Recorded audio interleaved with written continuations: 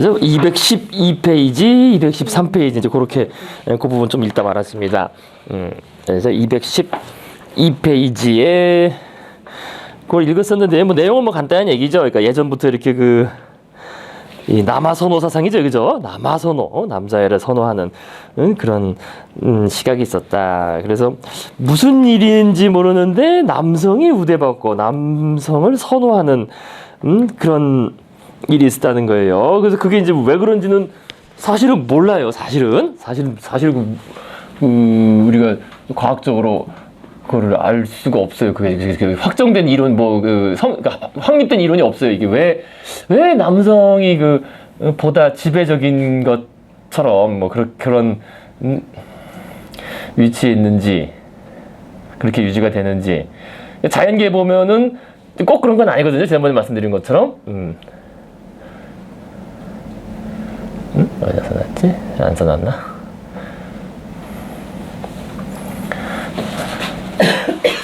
안 써놨나? 그래서 좀 더 이제 보시면요. 그래서 어디 갔지? 그래서 213페이지. 그래서 남아선호 사상. 그러니까 여아선호 사상인 경우는 없죠. 그런 문화가 발견된 적은. 그죠? 굳이. 그러니까 뭐 남아를 특별히 선호하진 않더라도 여아를 특별히 선호한 경우는 그렇게 많지 않은. 특히 농경사회 이후에 그런데 그 전에는 사실 별 증거가 없어서 모르겠어요. 수렵채집 시절 사회는 어땠는지, 그죠? 어쨌든 농경사회에서는 알려진 농경사회는 이제 남아선호가 확실하고 거의 다 안 그런 게 없죠. 안 그런 게 없고 수렵채집 사회는 별로 그러진 않았다고 알 수 없는. 자, 213페이지 계속 보시면요. 이제 213페이지죠. 무에서 둘째 줄, 셋째 줄. 그러니까 많은 사회에서 여성은 남성의 소유물에 불과했다. 그러니까 이제 이게 수렵채집 사회에서도 이랬는지는 모르겠고요. 근데 어쨌든 대규모 협력이 진행된 이후에 특히 농경 사회에 들어서는 이런 현상이 두드러진다. 입니다. 주인은 아버지인 경우가 가장 많았고, 그러니까 지금 여성의 주인은 아버지, 그래서 남편이나 남자 형제일 때도 있었다. 그래서 많은 법체계는 강간을 재산권 침해로 다루었는데, 달리 말해 강간의 피해자는 강간당한 여성이 아니라 그 여성을 소유한 남성이란 뜻이었다. 그래서 사정이 이렇다 보니 법적 제재의 내용은 소유권 이전이었다. 그래서 강간범은 피해자의 아버지나 남자 형제에게 신부값을 지불하라는 요구를 받았고, 지불과 동시에 여자는 강간범의 소유물이 되었다. 성경의 규정은 이렇다. 만일 남자가 약혼하지 않은 처녀를 만나 그녀를 붙잡아서 동침한 사실이 밝혀지면 그 남자는 그 젊은 여성의 아버지에게 은 50세겔을 지불해야 한다. 그러면 그 여자는 그의 아내가 되어야 한다. 신명기. 그래서 고대 히브리인들은 이것이 타당한 해결책이라고 보았다. 근데 이게 뭐 꼭 이런 옛날 얘기가 아니라 오늘날 이슬람에서도, 그러니까 이제 겉보기에는 다 기본적으로 신부값을 줘야 되잖아요. 그죠? 신부값이 얼마냐? 그거에 따라서 신부가 결정되는 거 아니에요. 그죠? 오늘날도 너무나 버젓하게 이슬람 같은 경우에 결혼을 하려면은 결혼이 무조건, 인도는 말할 것도 없고요. 그러니까 이 인도 같은 경우는 더 하다 그래요. 인도는 일단 카스트가 맞아야 되고, 카스트하고 자티가 맞고, 그 내에서 거래죠, 일종의. 그러니까 결혼식 날 신랑 신부 얼굴 본다는 말이 거의 맞는 거예요. 오늘날에도 그래요. 이슬람 같은 경우도 그래요. 그러니까 연애 이런 거는 연애 결혼. 그러니까 사실 저희가 그런 말씀 들어보셨나요? 저 어릴 때 항상 그거 물어봤잖아요. 연애 결혼하셨어요? 중매 결혼하셨어요? 그죠? 이제 지금은 그런 물음이 아예 없죠. 근데 어릴 때 항상 그게 TV 프로나 뭐 나오면 이렇게 부부가 나오면은 저 연애하셨어요? 중매. 그 항상 물어본다는 게 그게 과도기 현상이었던 거죠. 과도기 현상. 그러니까 우리나라는 정말 급속히 이게 이제 연애 결혼 뭐 이런 식으로 돼버린 거고, 물론 그 도시화의 결과긴 하지만 꼭 또 그런 건 아니에요. 그러니까 근데 지금은 그런 말 하면 애들이 무슨 말인지 못 알아들어요. 그걸 왜 물어봐? 그죠? 어릴 때 항상 연애. 뭐 저희 아버님 어머님도 다 중매 결혼하신 거고, 말 그대로 결혼식 하기 며칠 전에 처음 본 거지 뭐. 그나마 말미를 준 거지. 한번 보고 괜찮으면 바로 결혼하고 며칠 뒤에 결혼하고, 아니면 이제 그러니까 며칠 말미를 준 거고. 세 번째 만나는 날 결혼하고. 뭐 그렇죠. 중매 결혼은 뭐 그렇죠. 평소에 그냥 살아있는 참.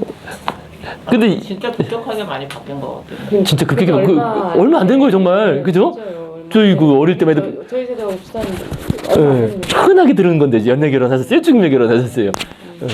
그럼 그때 그 작은 애가 지금 고1이잖아요. 예, 예. 근데 걔 어렸을 적에 그러니까 그 엄마가 위에 이게 늦둥인데 예. 늦둥이인 이유가 아들을 낳으려고. 예. 근데 이 엄마가 무슨 막 그런 구닥다리 이런 엄마도 아니에요. 예. 그냥 뭐 음악회 있나? 근데 예. 그런 엄마였는데 너무 떳떳하게 얘기를 자기 아들 낳으려고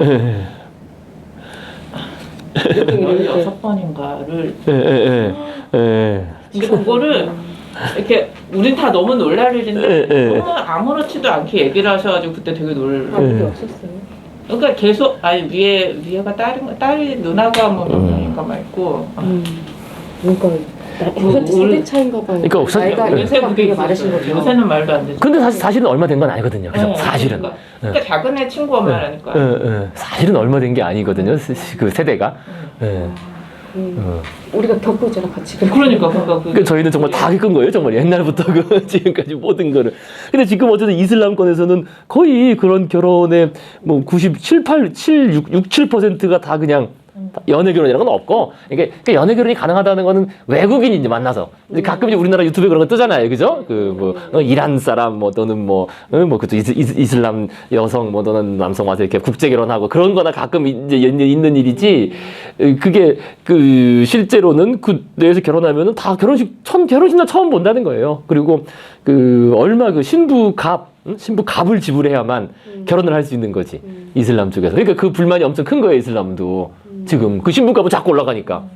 그리고 그러니까 이제 이슬람 쪽 여성들은 자꾸 외국으로 나가려고 그러고, 이슬람 남성들은 짝이 없고, 게다가 그쪽도 남아서 노니까 남자 비중이 높고, 지금 이제 중국도 그런 일이 발생하는 거겠죠, 그죠? 중국도 그렇고, 뭐 우리나라도 뭐 사실은 뭐 그런 쓴데 이제 지금은 뭐 결혼을 안 하니까.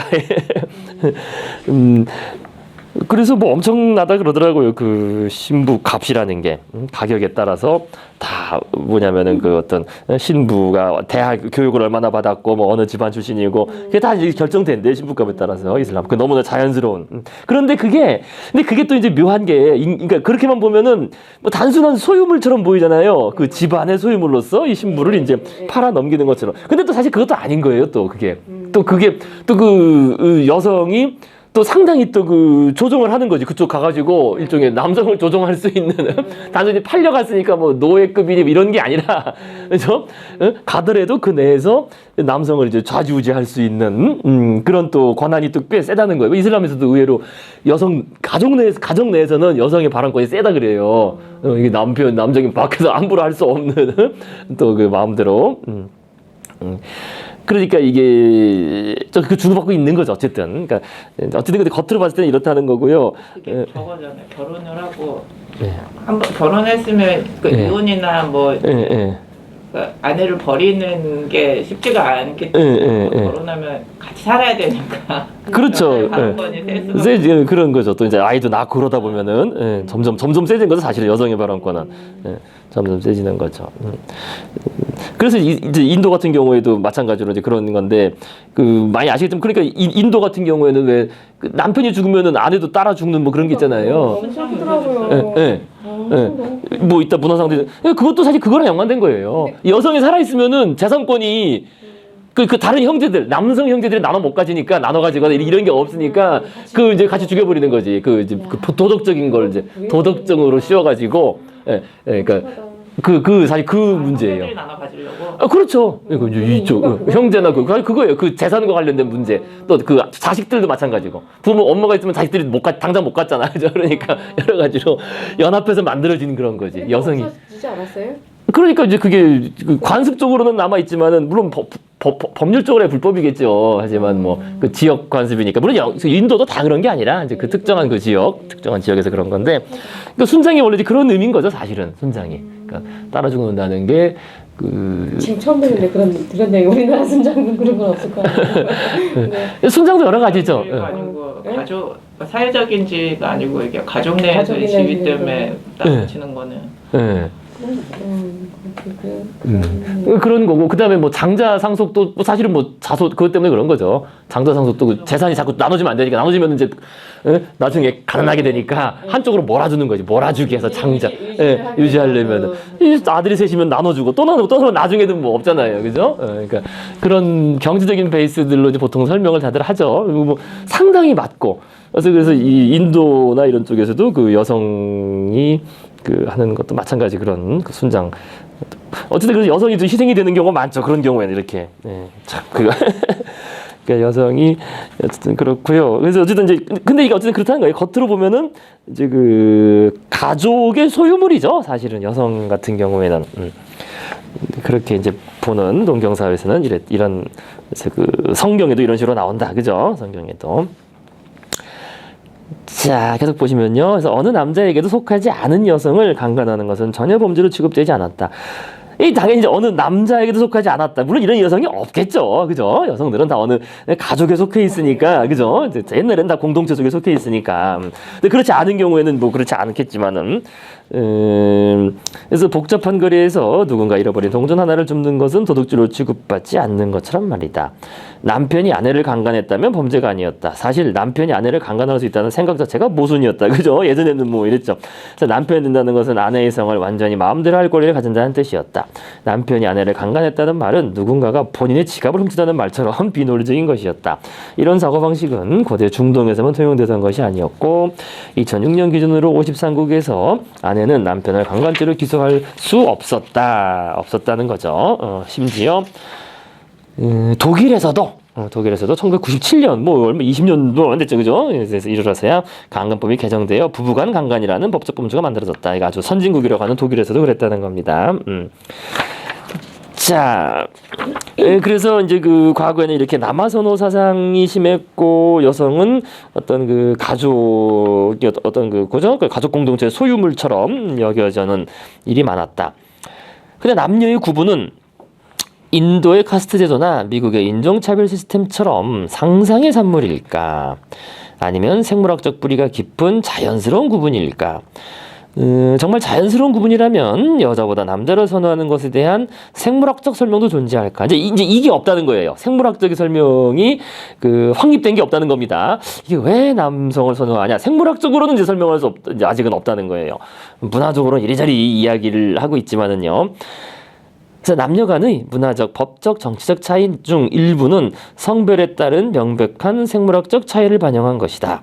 그래서 출산은 언제나 여성의 일이었다. 남자는 자궁이 없기 때문이다. 하지만 모든 사회는 이런 보편적인 핵심 사실 주변에 그러니까 생물학과 거의 관련 없는 문화적 개념과 규범을 층층이 쌓아 올렸다. 그러니까 많은 사회가 일련의 속성을 남성성과 여성성에 결부시키지만 대체로 생물학적으로 분명한 근거는 없다. 그래서 예컨대 기원전 5세기 아테네의 민주사회에서 자궁을 가진 개인, 여성이죠. 여성은 독립적인 법적 지위를 가지지 못했으며 평의의원이나 판사가 되는 것을 금지당했다. 좋은 교육을 받을 수 없었고 사업을 하거나 철학적 논의에 참여할 수도 없었다. 아테네의 정치 지도자, 위대한 철학자, 웅변가, 예술가, 상인 중에 자궁을 지닌 사람은 아무도 없었다. 자궁이 있으면 생물학적으로 이런 직업에 맞지 않는 걸까? 고대 아테네 사람들은 이제 그렇게 생각했다는 거죠. 옛날 아테네 사람들은. 그죠? 이제 고대 아테네는 다 남성들만 이렇게 맨날 소크라테스 뭐 그래서 모여서 떠들고 정치라고 그랬다는 겁니다.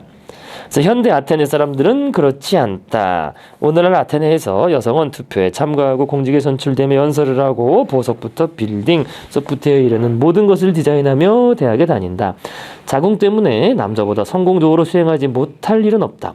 사실 정치와 상업 분야에서는 여전히 여성 대표자가 부족한 상태다. 그리스 의회의 여성 의원은 12%밖에 안 된다. 하지만 정치 참여에 법적 제한은 없으며 대부분의 그리스 사람들은 여성이 공직에 근무하는 것을 매우 정상적이라고 생각한다. 대부분의 그리스 사람들은 또한 남성성이 필수 요소는 여성에게만 성적으로 끌리고 성관계도 여성하고만 하는 것이라고 생각한다. 그죠? 그것도 그 이성애, 그죠? 동성애가 아니라 이성애가 뭐 당연한 거 아니냐. 그래서 그들은 이것을 문화적 편견이 아니라 생물학적 진실로 간주한다. 그래서 성별이 다른 두 사람의 관계는 자연스럽지만, 그러니까 성별이 같은 두 사람의 관계는 부자연스럽다는 것이다. 하지만 사실을 말하자면 대자연은 남자끼리 서로 성적으로 끌리는 것에 전혀 개의치 않는다. 아들이 옆집 소년과 성관계를 맺고 있다고 해서 소동을 일으키는 것은 오로지 특정 문화에 깊이 물든 인간 엄마뿐이다. 사실 엄마의 분노도 생물학적 필요는 아니다. 뭐 분노하지 않는 엄마도 있을 수 있죠, 그죠? 그래서 적잖은 인간 문화들이 동성애가 합법적일 뿐 아니라 사회적으로 건설적이라고 보았고 그 가장 두드러진 사례가 고대 그리스였다.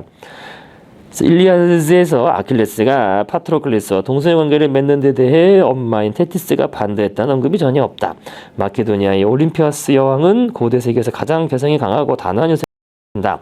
남편인 필리포스의 암살을 사주했을 정도다. 하지만 그녀는 아들인 알렉산드로스 대왕이 전형을 같이 하려고 연인인 헤파이스티온을 집으로 데려왔을 때 발작을 일으키지 않았다.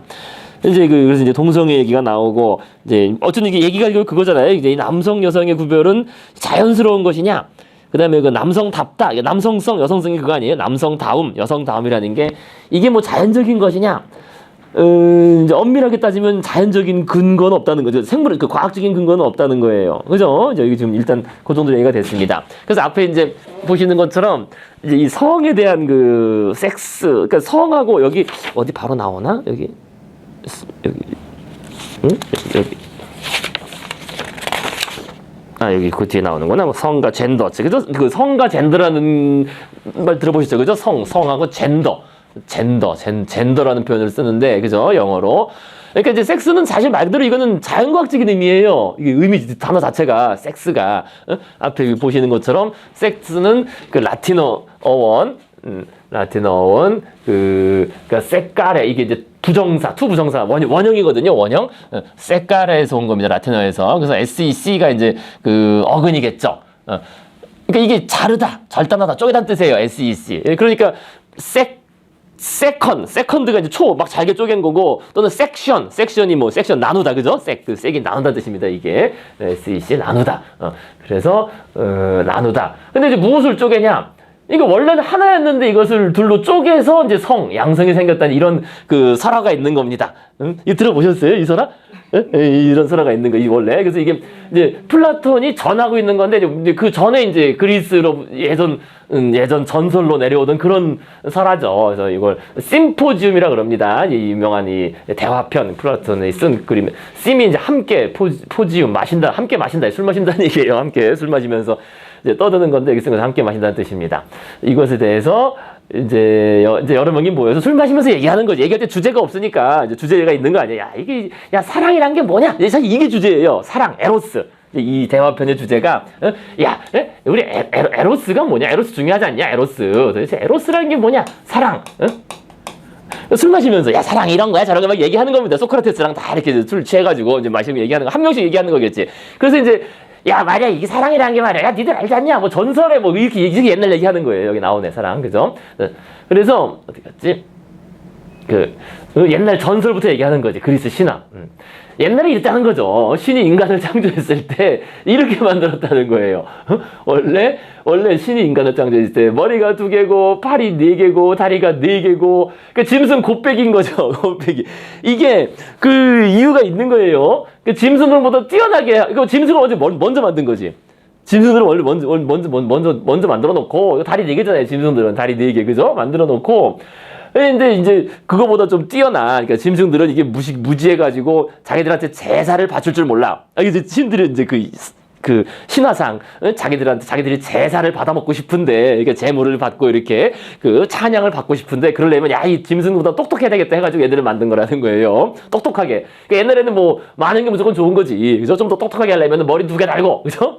뭐 달아준 거야. 달아서 이렇게 만들었는데, 근데 이제 문제는 이것들이 너무 똑똑하다는 거예요. 너무 똑똑하고 너무 힘이 세다는 거지.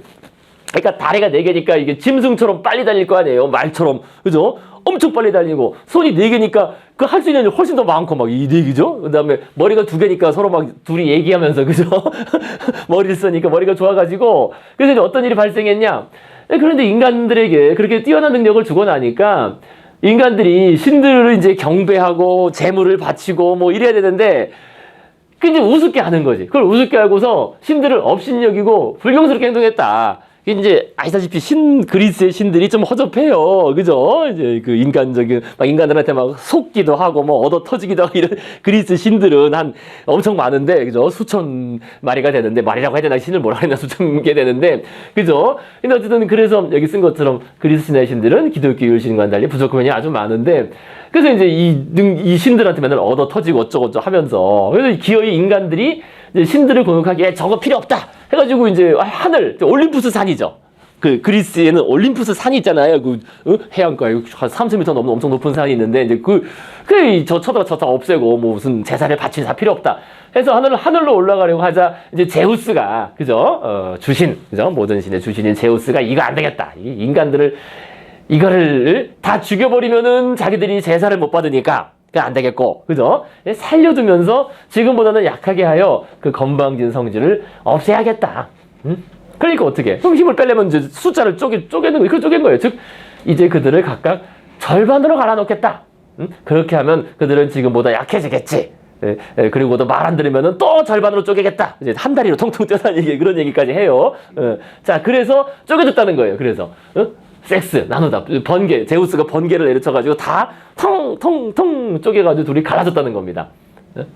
갈라졌으니까 어떻게 돼? 갈라졌으니까 다들, 내 잃어버린 반쪽은 어디? 이제 이게. 그 이제 이 술 먹고 하는 얘기가, 야, 사랑이라는 게 바로 그거야. 우리는 원래 다 자신의 잃어버린 반쪽이 있는 건데, 그거를 그리워하는 것, 그게 자연스러운 거 아니냐? 여기처럼, 이렇게 얘기하는 거죠. 그런데 사람의 본래의 모습이 그처럼 둘로 갈라진 다음부터는 양쪽이 다 그 다른 반쪽을 그리워하여. 그러니까 이 말이 여기서 나온 거예요.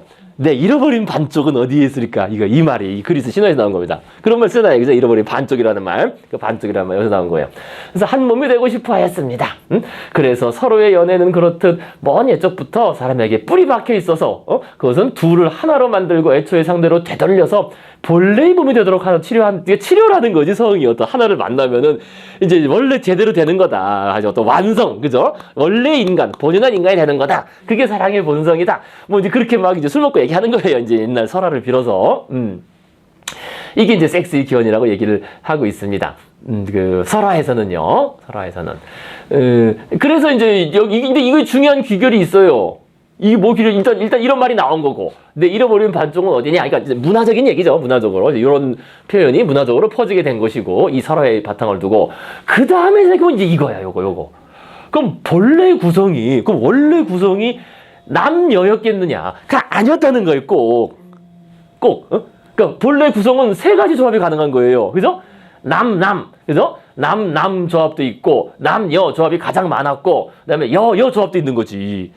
원래 조합이. 그죠? 그러니까 이제 에로스가 나의 반쪽을 그리워하는 거라고 한다면은, 예전에는 이제 당연히 이제 여기 그 사회, 그리스 사회는 가부장적 사회, 남성 중심 사회고, 남성이 다 우월한, 그죠? 덕을 가지고 생각했으니까, 어느 에로스가 최고의 에로스냐? 답이 딱 나오는 거죠. 최고의 에로스는 남자가 남자를 좋아하는 게 최고의 에로스인 거예요, 이게. 에로스 중에서도. 얘기가 되는 거죠. 그죠? 이 설화로부터 뭐가 얘기가 되는 거예요. 원래 하나였는데 서로가 서로를 그리워하는데 서로가 그리워하는 게 에로스인데, 그럼 최고의 에로스는 이 남이었던 게, 원래, 그죠? 아까 원래 남남 조합이었던 게 가장 힘도 세고 크고 뭐 이랬을 거 아니냐. 능력이 좋았을 거 아니냐. 그러니까 남자와 남자가 좋아하는 것이 가장 최고의 에로스다. 최고예요. 그 결론도. 그리고 최고의 에로스이기 때문에 소크라테스도 맨날 남자 애들 미소년들하고 이렇게 얘기하고 어울리고 했다는 거죠. 근데 그게 물론 꼭 육체적인 뭐 성관계를 얘기할 것까지는 아닌 거예요. 어떻게 보면은.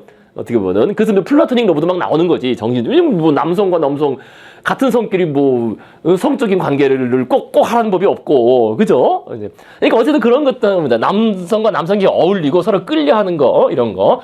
다른 말로 말하면 뭐 필리아라 그래서 뭐 우정이라고 할 수도 있는데, 그러나 그것이 이제 에로스 수준으로 발전하면은 그게 최고의 에로스가 된다. 이런 얘기가 성립한다는 겁니다. 그 다음에 이제 남자와 여자가 서로 끌리는 거는 이제 가장 흔한 조합, 그죠? 가장 일반적인 조합이고, 그 다음에 여자와 여자가 끌리는 거는, 이건 이제 그리스 사람들이 보기에는 이게 등급이 낮은 거예요. 제일 열등한, 예전 원래 열등한 존재였어요. 그러니까 왜, 알다시피 그리스의 유명한 여성 시인 있잖아요. 최초의 여성 시인 사포. 라고 들어보셨어요? 사포라는 그리스 여성 시인이 있었는데, 그러니까 이제 여성들은 그리스에서는 보통 시인, 무당, 무녀죠, 무녀를 좀 배운 여성들은 무녀를 좀 했나 봐, 무녀. 왜 그 델포이 신전에 가서 이렇게 얘기해 주는 사람들은 다 무당, 무녀였어요. 왜? 그죠? 가가지고, 왜 신탁을 하잖아요. 그죠? 점칠 때, 이거 어떠냐. 그럼 다 무녀들이 이제 그 뭐라 그러냐. 그 마약 같은 거, 환각제 같은 거 마시고서 막 그냥 이 헛소리 하는 건데. 어쨌든 그 그리스 여성 시인으로 유명한 사포가 있습니다. 사포. 이것도 거의 뭐 무녀급이죠. 무녀급 사포인데. 그러니까 이제 이 사포는 그 동성애를 했다 그래요. 동성애를. 그러니까 남성들이 질시하니까 여성을 좋아하니 어쨌든 그래서 여성 동성애자인 거죠. 여성 동성애자. 그래서 이 사포가 그 가서 살았던 섬 사포도 가고 어쨌든 그런 여성 동성애자들이 모여서 그러니까 살았던 섬 이름이 그게 레스포스 섬이에요. 레스포스 섬. 그래서 레즈비언이 된 거잖아요. 그죠? 그래서 요때부터. 그래서 레즈비언.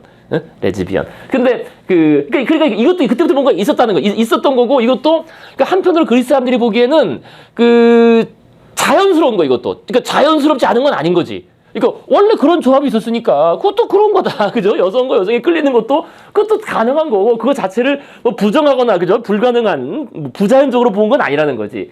단지 이제 가부장적 사회니까 이게 그 남자가 남자한테 끌리는 게 이게 그래도 이제 최고의 에로스라고 생각했다는 거 정도인 거죠. 이거 자체도 그 뭐 부자연스러운 안 되는 일, 뭐 금기시되고 이런 건 아니었다는 거예요. 금기시되지는 않았다는 거죠. 그죠? 그런 논리적 귀결이 나오는 거죠. 그죠? 이게 이제 그 설화에 얽힌 이제 그런 이야기입니다. 설화에 얽힌. 자, 그래. 예.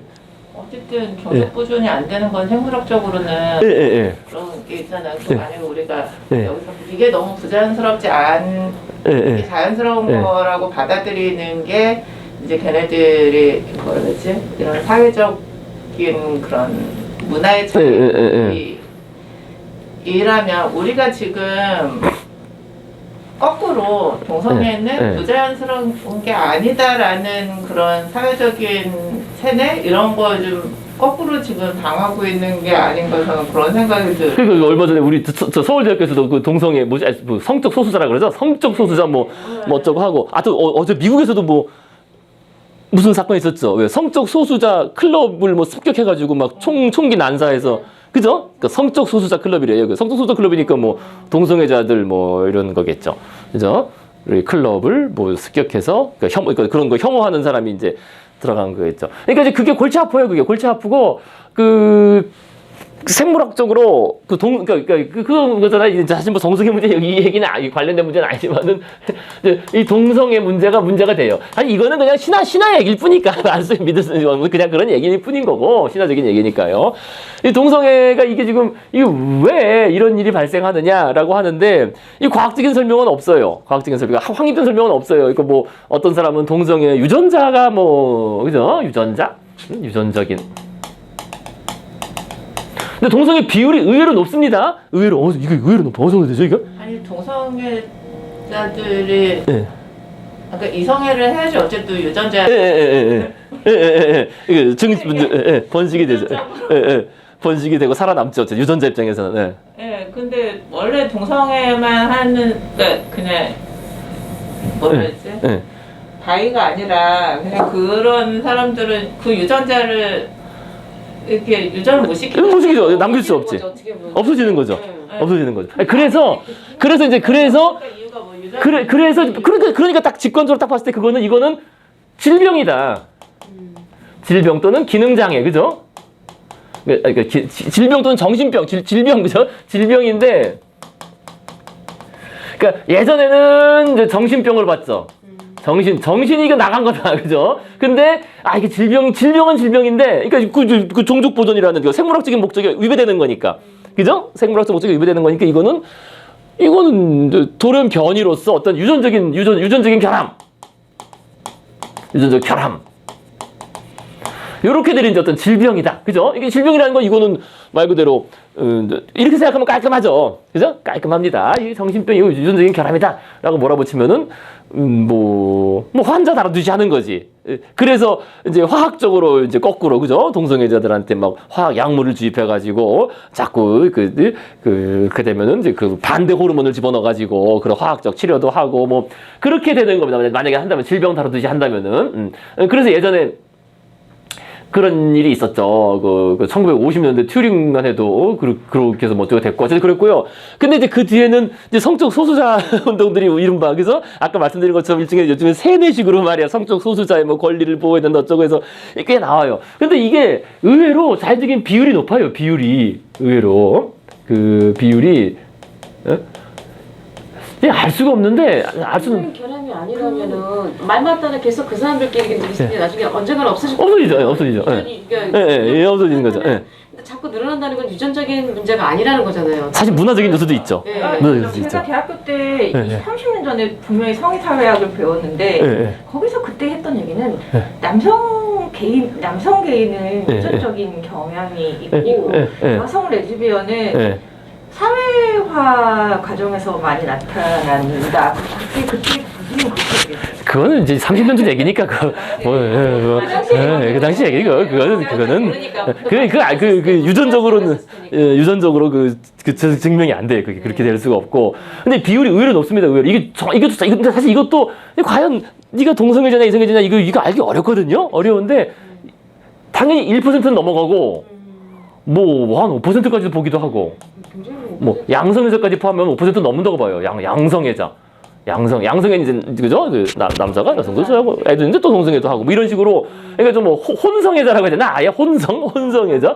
그러니까 이게 의외로 많아요. 1%는 당연히 넘고 기본적으로 넘는다고 보고 이거는 어떤 조사에도 이걸 넘어요. 넘고 어떤 조사를 봐도 1점 몇 %는 넘어요. 어떤 최하를 잡아도 넘고 그다음에 뭐 5%도 넘는 5에서 6까지도 얘기하고 뭐 어떤 경우 10%다 아니냐 이렇게 얘기하는 경우도 있어요. 막 다. 그러니까 이것도 사실 정확지는 않죠. 정확지는 않은데 근데 늘어나고 있는 거는 또 사회적인 요소도 있어요. 한편으로는 그죠? 괜히 그렇게 얘기해 주니까 나 동성애자인가 봐 해가지고 이래가고 이런 것도 애들 영향을 받거든요. 그런 게 그래서 동성애 세계로 들어갔다가 아니다 해가지고 동성애 나 그 그룹 탈퇴하고 나왔더니 또 그 동성애자들이 나를 탄압하고 뭐 이래서 뭐 얼마 전에 서울대에서도 막 벽보 붙고 막 그런 적도 있어요. 그런 것도 인권 침해다 오히려 그죠? 역 인권 침해인 거죠. 뭐 그 별의별이 다 있어. 어쨌든 이게 참 어떻게 보면 소수의 문제로서 우리가 뭐 옆 사람이 동성애 하던 말던 우리한테 피해를 안 주면은 뭐 상관은 없는데 자기들이 너무 떠드는 게 있죠. 사회적으로 그냥 약간 부추기는 거지. 뭐 아니면은 그냥 호기심에 뭐 그랬는데 옛날처럼 이런 바운더리가 딱 정확하게 있는 게 아니니까 그냥 서로 그냥 쉽게 넘을 수 있는 거 옛날보다. 그런 게 있어요. 또 멋있어 보이기도 하고 또 어떤 그것도 있어요. 위반이라는 거 특히 젊은 애들 청소년들이 그런 게 빠지는 게 있는데 그 위반을 하고 싶거든요. 위반. 우리 때는 그냥 오락실 가고 이랬던 거였는데 요새는 위반이 어떤 그 자신의 그 사회적 이것도 저랑 연관돼요. 사회적 지위 상승하고 연관돼요. 지위 상승감을 가져오게 해요. 지위 상승감. 위반이 규칙 위반이 이거 왜 그러겠어요? 왜냐하면 규칙을 정하는 사람은 사회의 윗사람이거든. 그거를 위반한다는 건 내 마음대로 정한다는 거는 사회적 지위가 스스로 상승하는 느낌을 가져요. 그래서 이게 젊은 애들이 이거예요. 그래서 어린애들이 괜히 일부러 위반하고 하는 게 사회적 지위의 상승을 가져오기 때문에 위반 막 계속 뭐 하지 말려면 괜히 그냥 오토바이 칵 질주하고 말이야. 나는 내 마음대로 할 수 있다. 그게 자신이 더 높은 사람이라는 그런 어떤 느낌을 가져오게 하는 거죠. 지위 상승감. 그것도 있어요. 그것도 이거 복잡한데 근데 뭐 이거 과학적으로 그래서 이제 이런 아까 말한 유전적인 어떤 유전적인 뭐 결함을 떠나서 유전적인 요소 아니냐. 요것도 꽤 좀 일부 학자들이 뭐 주장하고 있어요. 일부 학자들이. 그런데 그것도 증거가 그렇게 확실하진 않고. 그다음에 또 하나는 오히려 삼촌 이모설. 요게 또 한때 또 유행했었어요.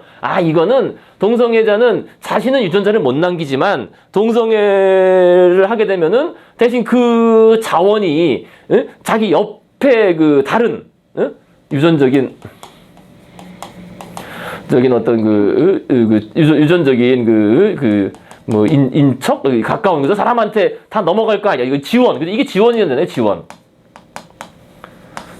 지원. 삼촌 이모설이 그거예요. 그러니까 삼촌은 자기는 결혼 못하고 이모도 결혼 못하지만 대신 자기가 열심히 일해서 그죠?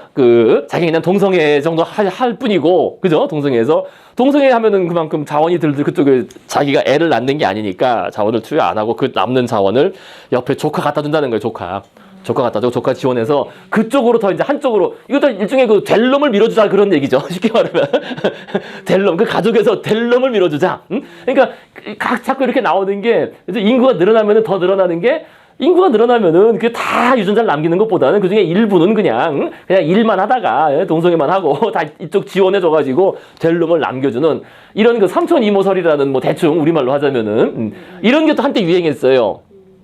그러니까 개미처럼 말이죠. 개미였어요. 개미가 자기가 유전자를 직접 남기는 건 아니지만은 개미들은 다 사촌들인데, 그죠? 그러니까 일개미들은 열심히 일해서 그 오리지널 유전자를 계속 남기는, 그죠? 남기도록 하는 뭐 그런 썰이 유행을 했었습니다. 이거 그거 아니냐? 근데 이건 좀 개개인의 권리를 너무 등한시했다. 근데 이건 좀 너무 좀 과학적으로 좀 어거지예요. 이랬다가 얼마나 지원받겠어 이거. 그죠? 또 그렇게 다수의 경우도 아닌 거고 이거는 그 어떤 이타적 유전자 이론이 막 나오면서 갖다 붙인 그런 얘기 같고 그래서 이것도 뭐 그렇게 뭐 지지하는 뭐 학자들이 있지만은 이런 게 있지만은 저는 뭐 그렇게 그렇게 유망한 이론은 없다고 볼 수 있어요. 없다고 볼 수 있는데 근데 이것도 얘기하면 길어지는데 저는 이제 나름 이게 이론이 있어요. 저는 과학적으로 이거는 동성애는 이거는 인지 실패다. 저 그렇게 봐요, 이거는. 인지 실패.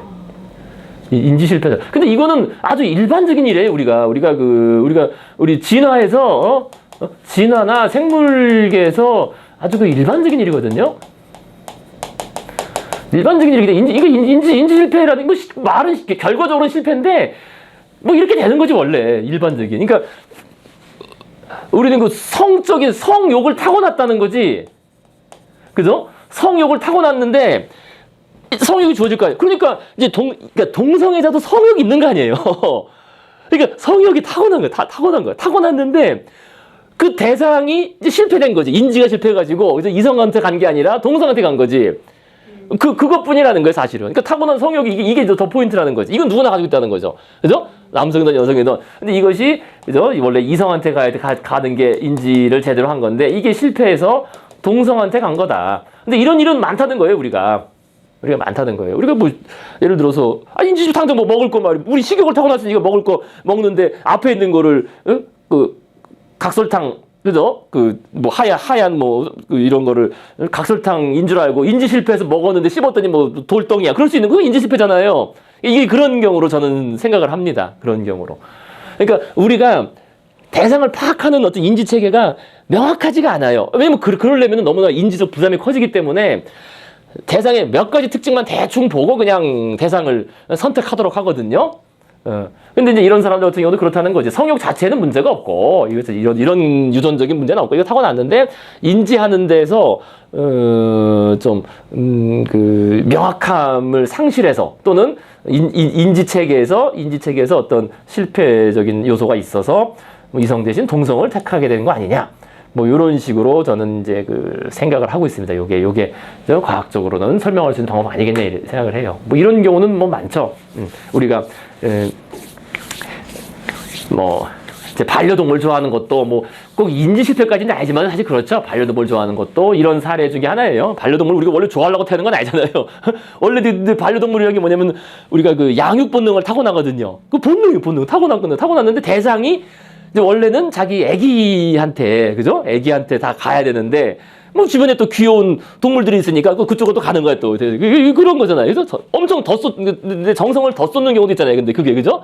그러니까 이게 저는 이제 큰 틀에서 봅니다. 얘기하면 더 길어지니까 이 정도만 얘기할 텐데요. 대충 요렇게도 설명해 볼 수 있다는 거예요. 그러니까 성욕 자체를 전혀 부정하지 않으면서 특정한 성욕이 아니라 성욕은 모두 다 동일한 성욕을 갖고 태어나는데 그것을 적용하는 대상을 파악할 때 뭔가 인지실패가 발생해서 동성애가 진행되는 거 아니냐 이런. 그다음에 아까 말씀드린 문화적인 이런 요소도 있어요. 그게 사실 위반하고 연관이 크기 때문에 소수자 뭐 이런 거 말이죠, 그제? 그렇단 입니다. 이거 얘기가 길어졌는데 어쨌든 그렇습니다. 근데 성이 과학적으로도 너무나 중요해요. 이게 성이 왜 진화했는지를 우리가 사실 알 수 없거든요. 성이 우리 이 수업에는 이제 여기는 나오질 않지만은 성이 왜 중요하냐면은 성이 나누어지면서부터 우리가 죽음이 지나했다는 거예요, 같이. 성이 없으면은 죽지 않는다는 거지. 원칙적으로. 그러니까 예정된 죽음이 없다는 거예요. 그거는 나중에 뭐 혹시 그런 쪽으로 우리가 그런 또 재밌는 책도 있죠. 그런 쪽도 한번 볼 수가 있을 텐데. 그러니까 성은 곧 죽음을 의미한다는 거지. 진화적으로. 성하고 죽음이 동시에 진화했다. 그러니까 집신벌레가 단세포 생물이 나눠지면 이게 죽은 게 아니거든요. 그죠? 하나가 둘로 나눠진 거지. 이제 왜냐면 죽었다면은 사체가 있어야 돼. 사체가 죽은 시체가 없잖아요. 하나가 둘로 나눠졌으면 야 뭐가 죽었냐? 죽은 게 아니라 그냥 그러니까 얘들은 그 죽음이 없는 거라고 원칙상. 그러니까 죽음이 없는 건데 물론 이제 불 태워 죽이거나 잘라 죽이면은 이제 파괴가 되는데 파괴라는 의미의 죽음은 있지.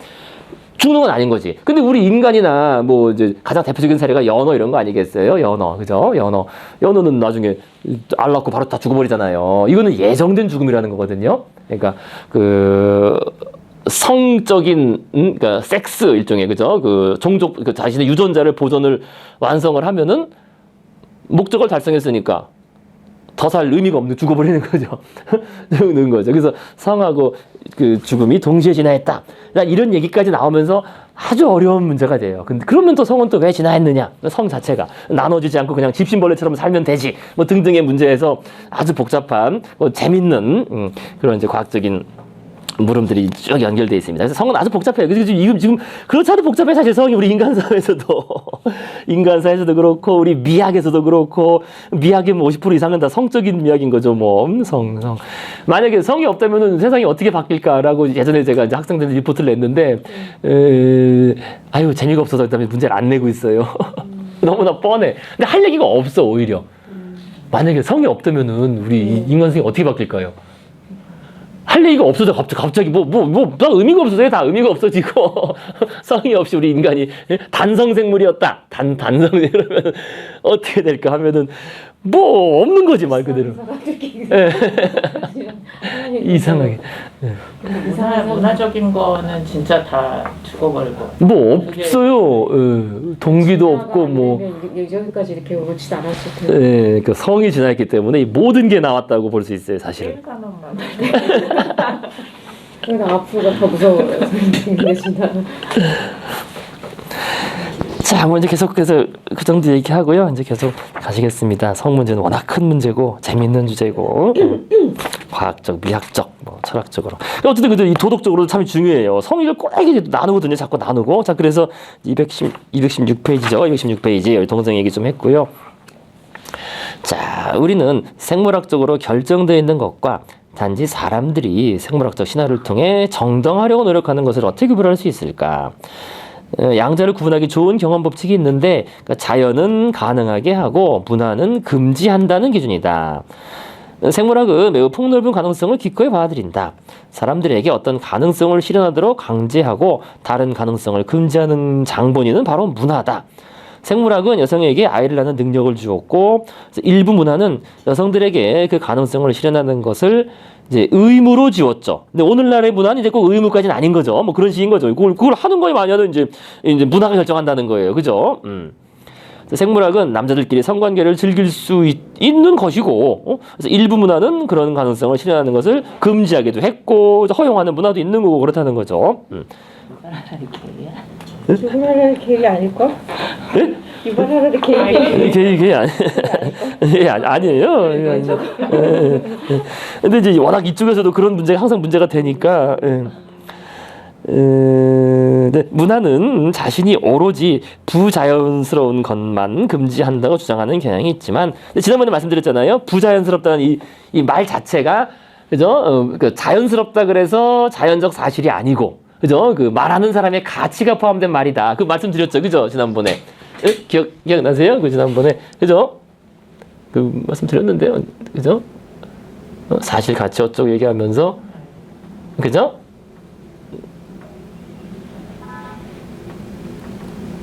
한참 위로 올라가나?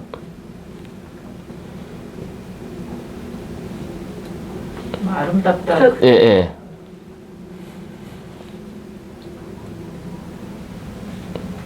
이런 말씀드렸잖아요. 그죠?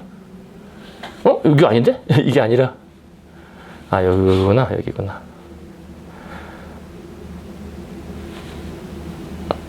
그거는 따로 또 제가 어디서 따로 쓴 것 같아요. 그죠? 따로 어디다 써놔가지고.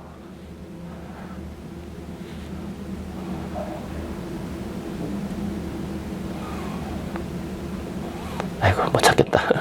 그죠? 자연은 여기. 아이고. 아닌가? 자연적이라 그래서, 못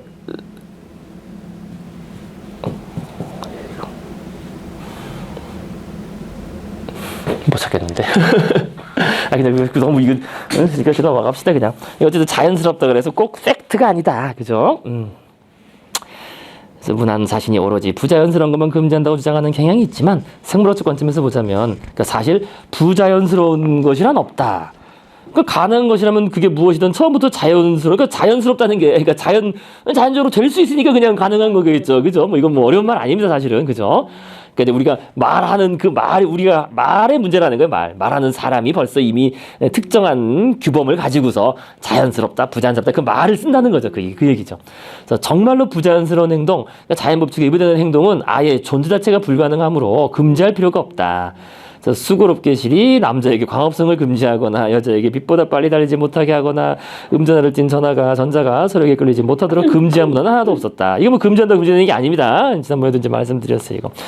그래서 진실을 말하자면 자연스러움과 부자연스러움이라는 우리의 관념은 생물학이 아니라 기독교 신학에서 온 것이다. 이거 그죠? 지난번에 말씀드렸죠. 그죠? 그러니까 자연스러움이란 말의 신학적 의미는 자연을 창조한 신의 뜻에 맞는다는 뜻이다.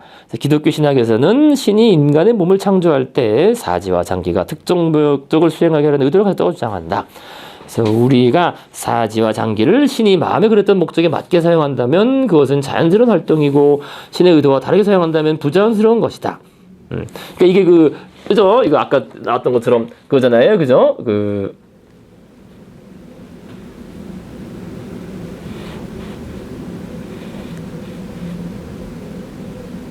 그죠? 요거 말씀드린 거죠. 그죠?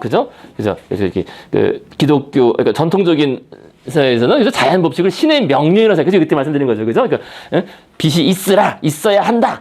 어떤 이 자연 법칙을 당위로 생각해서 그러니까 우리가 지켜야 된다. 우리가 지금 자연적인 것은 신의 뜻이니까 신이 명령한 거니까 그대로 해야 된다. 그러니까 동성애도 이제 마찬가지로 그죠? 이거는 신의 섭리에 어긋난다는 거예요. 그죠? 우리가 이 성 기능을 준 거는 번식하라고 준 건데 그게 자연스러운 건데 그것을 어긋나게 동성애를 하면은 이제 부자연스러운 것이다. 이제 바로 그 얘기입니다. 이렇게. 자, 217페이지로 계속 올라가셔서요. 셋째죠. 하지만 진화에는 목적이 없다. 진화에는 특정한 목적이 없죠. 그래서 장기는 어떤 목적을 가지고 진화한 것이 아니며 그 사용 방식은 끊임없이 변화한다. 그러니까 물론 처음에 진화한 이유는 있죠. 처음에 진화한 목적은 있지만 그 이후에 꼭 그렇게 써야 된다는 건 아니라는 거예요. 그래서 인체의 장기 중에 그것이 원형 상태로 수억 년 전에 처음 등장했을 때 했던 일만 하고 있는 것은 단 하나도 없다. 장기는 특정 기능을 수행하기 위해 진화하지만 일단 존재하게 되면 다른 용도로 사용되는 방향으로도 적응할 수 있다. 가령 입이 등장한 것은 가장 초기 다세포 생명체가 영양소를 몸 안으로 섭취할 필요가 있었기 때문이고 우리는 지금도 그런 용도로 입을 사용하지만 동시에 키스하고 말하는 데도 사용한다. 람보라면 수류탄 핀을 뽑을 때도 써먹는다. 이런 용도 중 어느 하나라도 부자연스러운 것이 있을까? 벌레 비슷하게 생겼던 6억 년 전 우리 선조가 입으로 하지 않던 일이라는 이유만으로 그러니까 입이 생기고 나면은 그걸 가지고 먹을 수도 있고 그죠? 다른 걸 다 할 수도 있다는 겁니다. 그래서 그러니까 우리 이제 핸드폰 이건 그러니까 진화나 기술 진화, 생명 진화 일반적인 원리예요. 우리 핸드폰도 처음에는 이 전화 통화용으로 만든 거잖아요. 그죠? 휴대폰을. 그런데 지금은 그런 용도로 사용하는 거는 극히 적고, 그죠? 전화 통화보다는 다른 용도로 게임하고, 음악 듣고, 그죠? 오히려 다른 용도로 사용하죠. 그게 아무렇지도 않잖아요. 이게 사실 그겁니다. 진화라는 게 다 그래요. 진화라는 게. 자, 그래서 계속 보시면 마찬가지로 날개도 아주 미스테리한 건데, 날개도 처음부터 모든 공기역학적 장점들을 갖추고 갑자기 나타나는 것은 아니다. 원래 다른 목적으로 쓰였던 기관에서 발달했다. 그래서 한 이론에 따르면 곤충의 날개는 날지 못하는 벌레의 신체에서 돌출한 부위로부터 수백만 년은 진화했다. 수백만 년이 아니라 훨씬 전이죠. 수백만 년이 아니고 실제로는 뭐 수억 년 전이죠. 튀어나온 혹이 있는 벌레는 신체 표면적이 더 넓었고 덕분에 햇빛을 더 많이 흡수해서 체온을 따뜻하게 유지할 수 있다. 진화가 서서히 진행되면서 태양광 히터는 점점 더 커졌다. 햇빛을 최대로 흡수할 수 있는 구조, 즉 표면적이 넓고 무게가 덜 나가는 구조는 우연히 다른 능력도 주었다. 달리고 점프할 때 약간 떠오르는 능력이었다. 그래서 돌출 더 큰 벌레는 더 멀리 뛰고 점프할 수 있었다. 그래서 어떤 곤충들은 이 부위를 이용해서 활강하기 시작했고 여기서 약간의 단계만 더 거치면 실제로 공기를 헤치고 날게 해주는 날개가 된다. 다음번에 모기가 당신 귀 근처에서 앵앵거린다면 모기에게 그것은 부자연스러운 행위라고 해 비난해보라. 그러니까 원래 너는 이거 햇빛을 그죠 더 많이 수용하려고 날개를 준 건데 왜 날아다니냐. 그래서 만일 그 모기가 하느님이 자신에게 준 것에 만족하는 착한 모기라면 날개를 태양광 집 열기로만 쓸 테니까. 자, 그래서 인간의 그래서 날개도 이것도 아주 이것도 사실 몰라요 이거 모릅니다 이것도 날개도 왜 진화했는지 우리 곤충의 날개. 이거 아까 이 얘기를 넘어갔구나. 아킬레스, 파트로클레스 이런 것도 있고요. 이거 안 했구나. 여기 나왔네. 네, 제가 써놓고 안 했구나. 아까 이 얘기입니다. 그러니까. 이게 제가 그때 한 게 아니라 오늘 하려고 써놓은 건데 여기서 나오니까 이거 아까 이 얘기죠. 그러니까 자연적인이라고 우리가 얘기하는데 이 자연적인이라는 용어가 사용됐다 그래서 꼭 자연적인 사실인 건 아니다 라는 겁니다. 팩트라는 거 아니에요. 그러니까 여성이 아이를 낳는 것은 자연적인 일 아니냐. 그러니까 여성이 아이를 낳아야지 말이야. 요즘 여성들은 아이를 낳으려고 안 해. 이거 잘못됐어. 근데 벌써 그 잘못됐다는 생각이 들어가 있는 거예요. 벌써 그게 이 논쟁하는 사람의 생각거든요. 아이 낳기를 회피하는 여성은 자연적이지 않은 unnatural, 그죠? 이런 단어를 쓰잖아요. 근데 이 말 자체가 자연적인 팩트를 말하는 게 아니라 이제 사회 문화적인 가치를 말하는 거죠. 그건 잘못된 나쁜 생각과 선택을 하고 있는 거다라는 얘기. 이게 결국 자연적이라는 말은 이런 논증을 하는 사람의 주관적 가치 판단이 포함된 용어다. 그러니까 우리가 이제 토론하거나 그죠? 주로 그죠? 토론이나 논쟁할 때 뭐야 그게 자연적이지 않나 이렇게 얘기하는데 그건 벌써 이미 이제 따져봐야 돼요. 그러니까 자연적인 상대방이 사용하는 그 내추럴이라는 단어가 이게 팩트를 말하는 건지 아니면 그 사람의 주관적 가치가 담겨있는 가치 판단이 이미 들어가 있는 단어인지를 따져보고 이제 그 논쟁이나 그런 토론을 해야 된다는 그런 얘기입니다. 이게 오늘 여기다 넣어놨구나. 아시겠죠? 그죠? 이게 그거예요, 이거. 그런데 이제 그 전통적인 기독교적 전통에서는 그 신의 명령을 내추럴하다고 그죠? 자연적인 그러니까 자연 법칙을 신의 명령으로 생각하니까 거기다가 자신들의 가치관을 집어넣어서 자연적인 있는 표현이라 쓰는 거죠. 그죠? 하지만 우리가 사실과 가치를 구분한다면은 이제 구분해서 이제 맞춰봐서 얘기를 진행할 수 있겠다 그런 말씀입니다. 자, 그다음에요. 요거 날개. 그러니까 곤충하고 이제 이 새하고 달라요. 벌써 날개가 다르잖아요. 곤충의 날개는 투명하고, 그죠? 물론 곤충은 기본적으로 다 날개를 가지고 있습니다. 그죠? 물론 새도 그렇지만요. 그래서 곤충하고 이 새의 날개는 기원이 달라요. 기원이 달라서 서로 확립된 이론은 없는데, 곤충은 지금 말한 것처럼 이제 그게 유력해요. 일단 햇볕을 그죠 보다 더 많이 받기 위해서 이 날개를 이제 이렇게 쭉 펼치면은 그죠 곤충들이 왜 이렇게 있다가 날개를 보통 옆으로 펼치긴 하잖아요. 그러면 이제 훨씬 넓어지니까 태양광 집열기다 일종의 그렇게 표현했는데 사실은 알 수 없습니다. 반면 새는 또 달라. 조류는 어떻게 해서 날 수 있는 날개가 가지게 되네. 이거는 새의 직계 조상이 공룡이거든요. 이게 예전에는 그렇게 몰랐는데 제가 어릴 때만 해도 이 이론이 확립이 안 됐는데 제가 이제 중학교 말하자 초등학교 때 이때 그때 배운 생물학에서도 확립이 안 됐는데 오늘날에는 이제 여러 가지 유전적인 또 고고학적인 특히 이제 이때 발견된 거니까 그 화석상으로의 증거는 1996년이니까요.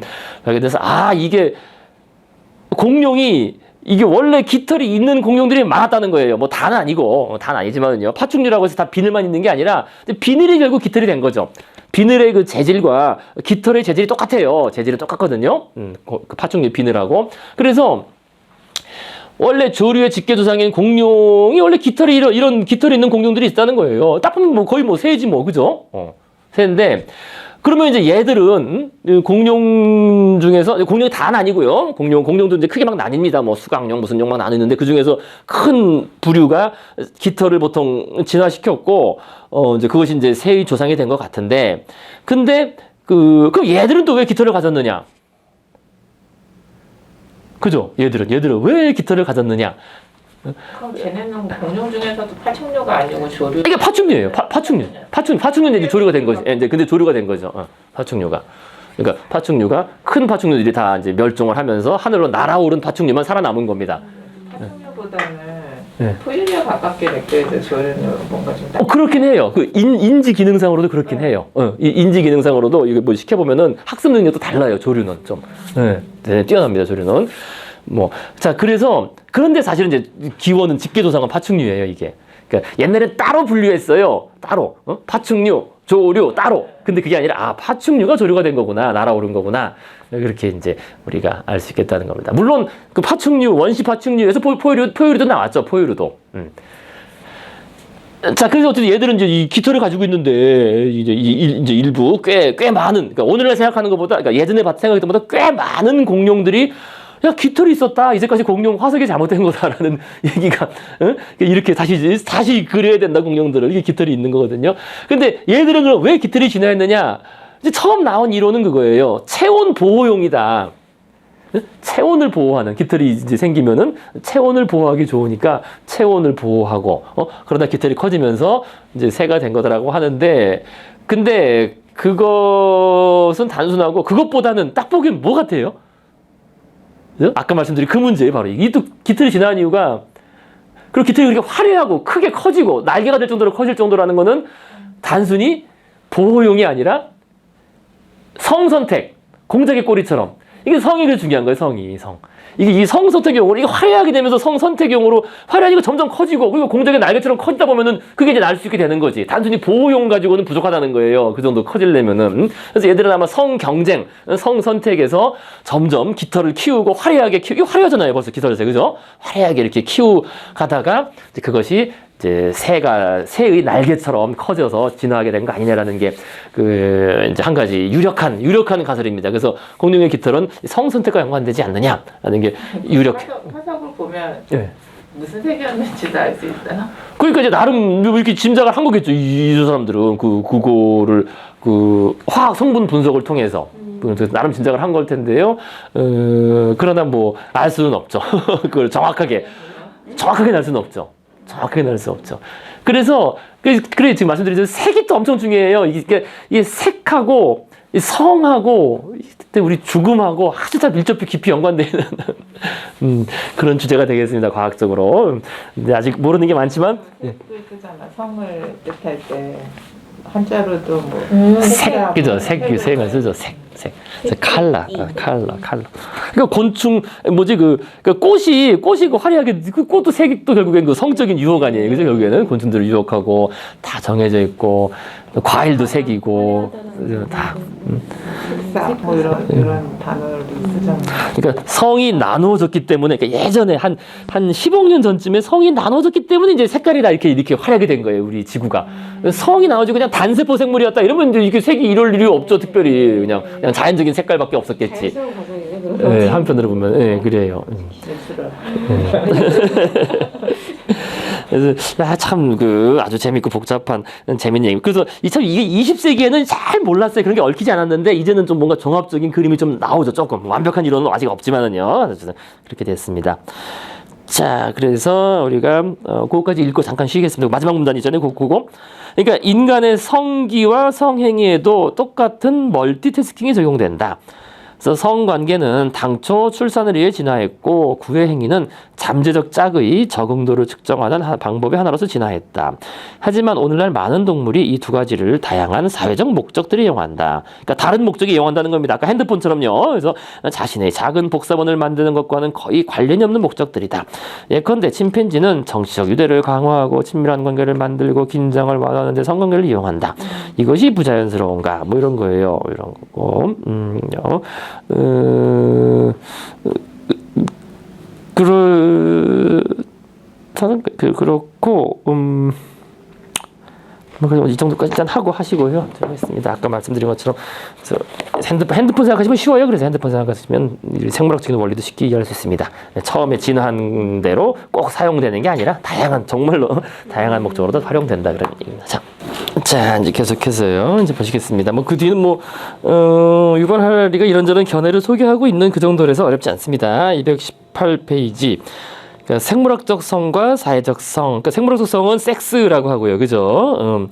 그다음에 사회적 성은 우리가 젠더라고 요즘에 표현합니다, 그죠? 젠더. 여성의 자연스러운 기능은 애를 낳는 것이라는 주장. 동성애는 부자연스럽다는 주장에는 그다지 타당성이 없다. 그러니까 자연이 뭐 금지하고 있지 않다는 거예요. 그러니까 자연적으로 그죠? 자연 법칙상으로 그죠? 과학적으로 뭐 그거를 그죠? 뭐 못할 일은 아니라는 거죠. 그러니까 아까 말씀드린 것처럼 빛보다 빠르게 날아가고 그런 거랑은 아니라는 겁니다. 자, 그래서 남성성과 여성성을 규정하는 법과 규범, 권리, 의무는 대부분 생물학적 실체보다 인간의 상상력을 더 많이 반영하고 있기 때문이다. 이게요. 예. 번역의 문제 있는 거 아니에요? 부자연스럽다가 우리 뉘앙스로는 자연스럽지 않다라는 거지. 그거를 하면 안 된다라고 해석되지는 않잖아. 부자연스러운 거가 금지된다는 뉘앙스로 이렇게 읽히지는 않는데 이 사람은 그러니까 이거 그렇게 자연적 그죠? 그렇게 좀 그죠? 우리 표현이 그죠? 부자연스러운. 그러니까 그게 내추럴이라는 단어를 그죠?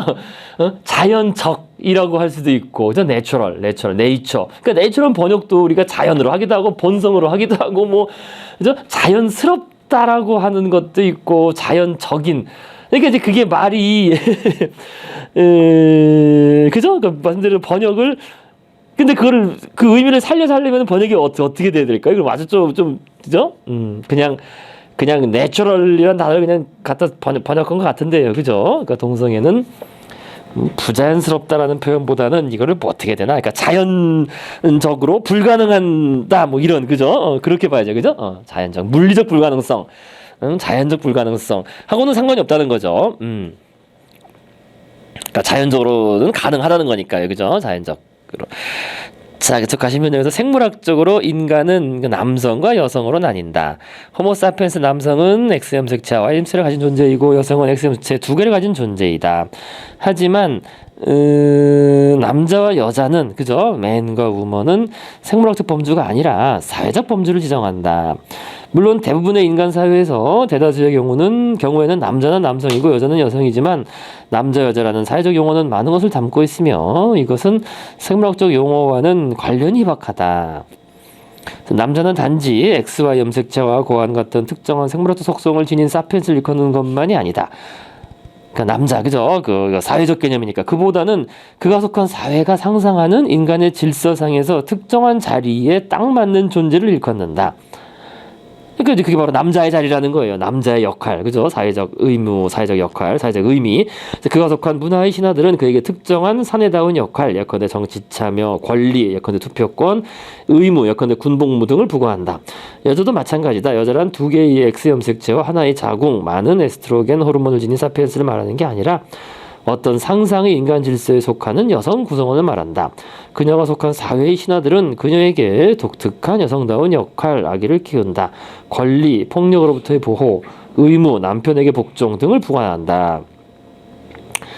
생물학이 아니라 신화가 남녀의 역할, 권리, 의무를 규정하기 때문에 남성성과 여성성의 의미는 사회에 따라 크게 달랐다.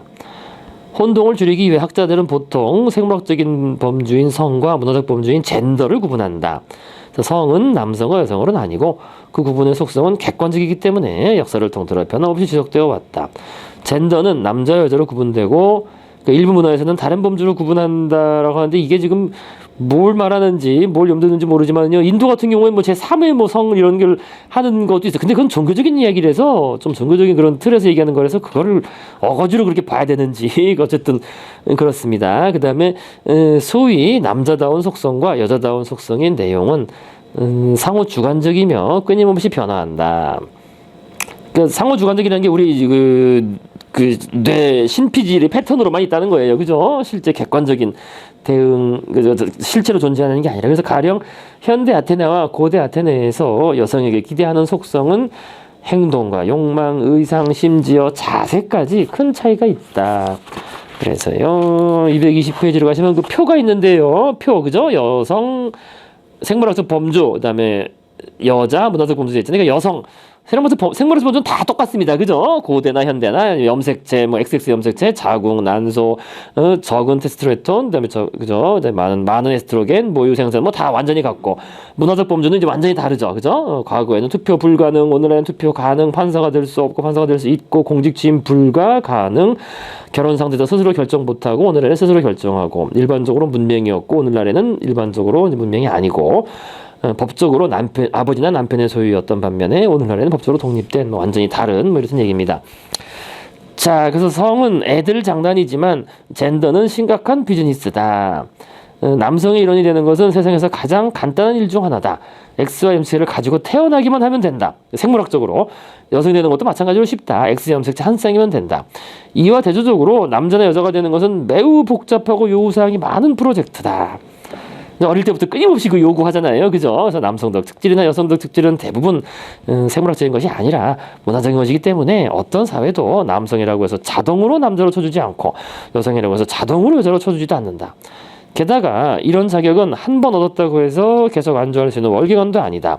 남성은 자신의 남성성을 요람에서 무덤까지 평생 끊임없는 의례와 퍼포먼스를 통해 증명해야 한다. 여성의 일도 끝나는 법이 없다.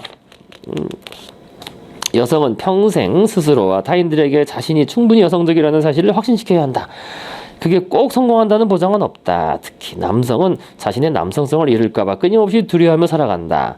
역사를 통틀어 남성들은 오로지 남들에게서 그는 진짜 남자야 라는 말을 듣기 위해서 기꺼이 생명의 힘을 무릅쓰거나 심지어 목숨을 바쳐왔다. 그죠? 그는 진짜 인간이야 라는 말하고, 그죠? 진짜 남자야 라는 말은 완전히 다르잖아요. 그죠? 그것이 이제 상상의 그 산물, 어떤 규범적인 의미를 가진다는 거예요. 그죠? 사회적인 의미. 자, 그래서 뭐 거기 사진이 있는데요. 그 앞에 그 루이 14세 조상화 같은 경우가 이제 재미있죠. 재미있기는 사실은. 그죠? 18세기의 남성성, 프랑스 왕 루이 14세의 공식 초상화, 그러니까 긴 가발, 스타킹, 하이힐, 댄서 같은 자세, 그리고 커다란 칼을 주목하라. 그래서 이 모든 현대 유럽에서 이 모든 거 칼을 제외하면 사내답지 못함. 이건 다 여성들이 하는 거잖아요. 그죠? 가발, 스타킹, 뭐 하이힐, 뭐 그죠? 이런 요즘 이거 뭡니까? 스타킹이 아니라 이거 뭐라고 요즘 이런 거 있잖아요. 그죠? 레깅스 입고 있는데 레깅스의 선두주자지 완전히 루이 14세가. 그죠? 근데 이게 이제 그 당시에는 오히려 남자다움. 근데 남자다움 뭐 차별성을 주니까, 그죠? 아무나 함부로 입을 수 없는 이런 거. 가발도 뭐 이때 엄청 중요했고요. 가발도. 평범 남자들도 이러진 않아요. 그냥 평범 남자들이 그죠? 이 왕이니까 이런 거고, 그러니까 아까 말대로 차별성이에요. 신분적 차별성 때문에 이런 거지. 이거는 뭐 남성 여성의 문제. 그것도 연관은 되긴 하죠. 뭐 이제 그 왕비는 또 다른 식으로 꾸몄으니까. 하지만 가발은 동일하죠. 가발은 그 당시에 엄청난 중요한 상징물인 거죠. 가발. 그러니까 우리나라 옛날 양반들이 왜 상투 틀고 이거 쓰지 않으면 못 나가는 것처럼, 그죠? 상투를 푼다는 건 이거 벌써 뭐 대역죄인 되는 거잖아요. 그죠? 그게 아닌 이상 마찬가지로 이 당시 사람들도 이 가발이 없으면 밖에 못 나갔어요. 가발이 없으면 밖에 못 나가서 다 가발, 그렇게 다, 그죠? 가발 쓰고 돌아다녔고 다. 물론 신분이 되는 사람들만 그런 거죠. 뒤에 오바마 보면은 뒤에 이제 오바마 나오죠. 사람들도 다 수트를 입잖아요. 근데 루이 14세는 이 특별한 신분이 있는 사람만 이렇게. 그렇죠. 이거는 특별한. 남성이라기보다는. 그죠. 그 지위를 상징하는 거죠. 사실은 그게 더 강했죠. 더. 그리고 지금 오바마는 뭐 전혀 뭐 그렇지는 않고요. 그냥 평범한 뭐 그런 얘기고요. 뭐 됐고요. 일단 넘어가겠습니다. 자, 그래서 223페이지. 근데 결국 이건데요. 그죠? 이 물음. 안 껐어. 아까 안 껐어? 어? 안 껐어요. 쉬는 시간에 안 끄셔가지고. 네, 안 껐어요. 하는 거 아닌가 했더니 그냥 그냥 저기 이제 있어요. 네, 빨갛게 돼 있으면 네, 됩니다. 네, 돼 상관없습니다. 중간에 잘라서 하시니까. 자, 이제 그다음 이제 물음이 결국 이거예요. 남자가 뭐가 그렇게 좋을까?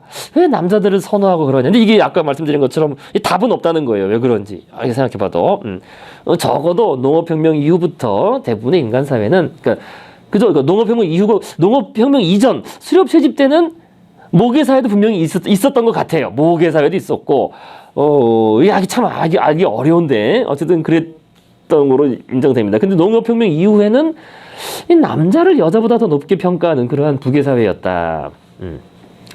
그래서 더 많이 죽어서 그런가요? 그런 것도 있기도 하고요. 그러니까 수렵 채집 사회에서는 남자들이 많이 죽었지 죽긴. 죽으니까 많이 나야 되니까. 일도 많이 하고. 근데 일 많이 하는 거, 그래 이따도 나오지만 일 많이 하는 것도 이게 노동 양과 노동 시간 따지면 여성이 더 많이 해요. 근데 수렵 채집 시설에서도 그 채집하는 거 주로 여성들이 많이 했거든요. 이렇게 그죠? 뭐 풀뿌리 뜯고 이런 거. 근데 여성이 노동 시간이 훨씬 많다는 거예요. 근데 남성들은 사냥을 나가기도 하고 물론 남성도 사냥 나가서 들어오는 길에 채집다고 하지만은 그 시간이 이 여성들보다 한 3분의 2나 뭐 절반밖에 안 되는 그런 오히려 다른데 남성들은 더 쓸데없는 시간 쓴다는 거지. 막 서로 괜히 막 힘겨루게 하고 쓸데없는 시간을 쓰고 여성들이 더 일 많이 하고 그다음에 당장 시골 농경사회 이후에도 시골에서도 여성들 엄청 힘들어요. 할머니들 막 굽을 때까지 그죠 그 일하잖아요. 그죠? 물론 일하는 작업량은 틀리지 않나?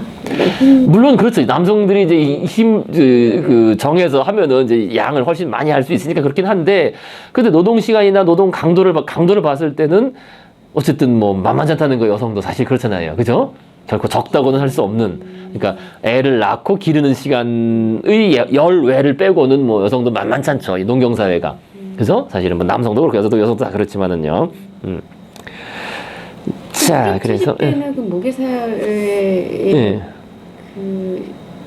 더 많았나요? 많았다고 보이는데 뭐 증거가 없으니까 남아있는 증거가요. 그랬다고 보이긴 합니다. 보통. 그러니까 모계적 큰 나이 많은 암컷들이 이제 모든 거를 조종하고. 근데 그렇다고 해서 뭐 알파 수컷이 또 없는 건 아니에요. 나름 그 전체를 이끄는 그 남성 리더도 있긴 하지만. 그러나 오늘날 수렵 채집 사회는 봐더라도 그런 경우도 있다는 거예요. 그 나이 많은 암컷 여성들이 조정을 하면서 전체 일을 결정하는 공동체 일을 그런 경우도 꽤 많다는 거죠. 그다음에 그것이 모계를 통해서 내려가고 어떤 뭐 가문의 전통이라고 해야 되나 어쨌든 그게 그 부계보다는. 근데 이제 수렵 채집 사회는 뭐 성씨가 있는 것도 아니고 그러니까 뭐 그걸 뭐 확인할 길이 없지만. 아빠는 몰라도 엄마는 그러니까 그게 커요. 아빠는 몰라도 엄마는 확실하니까. 특히 수렵 채집 사회는 뭐 특히나 아빠를 알 수가 없죠. 남성은 주로 이제 자기 여성 형제, 그러니까 그죠? 자기 뭐 누나나 여동생, 자기 누나 여동생을 지켜주는 보통 그 역할이 남편 역할보다 그게 더 컸어요. 오히려. 중국이 그렇다고 하지 않았어요? 중국이 그럴 수도 있죠. 삼촌 이모가 더 큰 역할. 그죠? 그러니까 그게 수렵 채집도 그 사회도 좀 그랬다는 거예요. 그러니까 남편이 자신의 아내를 지킨다기보다, 왜냐면 그것이 내 아이란 보장도 없고 그런 뭐 이런 일부일처제도 꼭 아니었고, 지난번에 말씀드린 대로 그게 한 5, 6년마다 한 번씩 이렇게 파트너가 바뀌는 정도. 그래서 한 평생에 걸쳐서 한 몇 명 이렇게 낳는, 그래서 몇 명이 꽤 낳겠죠. 그러니까 여성이 한 몇 명을 낳았을래나 한 5-6명 정도 낳았고 그 중에 한 절반 살아남고, 그죠? 뭐 그렇게 보통 되지 않았을까 싶은데요. 어쨌든 모계였다는 거예요. 그런 식으로. 그 말이 맞습니다. 아까 말씀드린 대로 그것이 자신의 자식이라는 것이 확실한 것은 여성만이 하니까.